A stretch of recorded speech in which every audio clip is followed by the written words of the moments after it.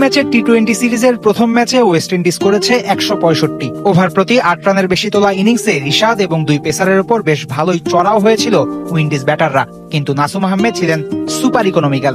এদিন ৪ over bowling করে কোনো উইকেট না পেলেও দিয়েছেন মাত্র ১৫ রান, করেছেন ১৪টা ডট বল, ৪ ওভারে খেয়েছেন মাত্র একটা ছক্কা।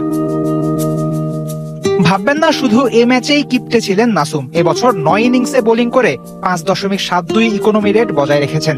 সেই ৯ ম্যাচের মাত্র একটা ছিল মিরপুরে। খেলেছেন দুবাই, আবুধাবির মতো ব্যাটিং উইকেটে, শারজার মতো ছোট মাঠে, অর্থাৎ স্পিনারদের জন্য সহায়তা নাই এমন উইকেটেও নাসুম দারুণ সফল।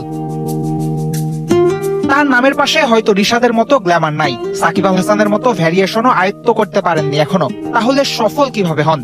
উত্তর হলো সিম্পলিসিটি। নাসুমের সবচেয়ে বড় গুণ ব্যাটারদের কোনো রুম না দেয়া। টি-20তে একের পর এক বল স্ট্যাম্প বরাবর করতে পারেন, তাই ব্যাটাররা হাত খুলে মারার সময় সুযোগ পান না। সাথে পেস ভ্যারিয়েশনও দেয় বাড়তি সুবিধা। ব্যাটাররা হাঁসফাঁস করতে থাকে এই স্পিনারের বিপক্ষে।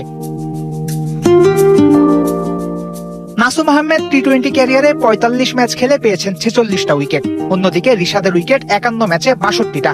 নাসুম বেশি উইকেট পান না, এটা হতে পারে একটা তর্কের বিষয়, কিন্তু সেই তর্কের বিপক্ষে যুক্তি আছে যথেষ্ট। দলে তার দায়িত্বই থাকে আঁটো বোলিং করা। নাসুমও নিজের উইকেটের কথা না ভেবে দায়িত্ব পালন করে যান। প্রতিপক্ষ তখন বাধ্য হয়ে অ্যাটাক করে রিশাদকে, তাই তো টাইগার লেগির কপালে জোটে বেশি উইকেট। বলতে পারেন অন্য বোলারদের উইকেট পাওয়ার পেছনেও ভূমিকা আছে নাসুমের নিঃস্বার্থ বোলিং এর। লিমিটেড ওভারের ২ ফরম্যাটেই নতুন বল হাতে নেন নাসুম। রান না দিয়ে শুরুতেই প্রতিপক্ষকে ফেলেন চাপে। ফিল্ডিংটাও খুব একটা মন্দ করেন না, ব্যাট হাতে দিন করছেন উন্নতি।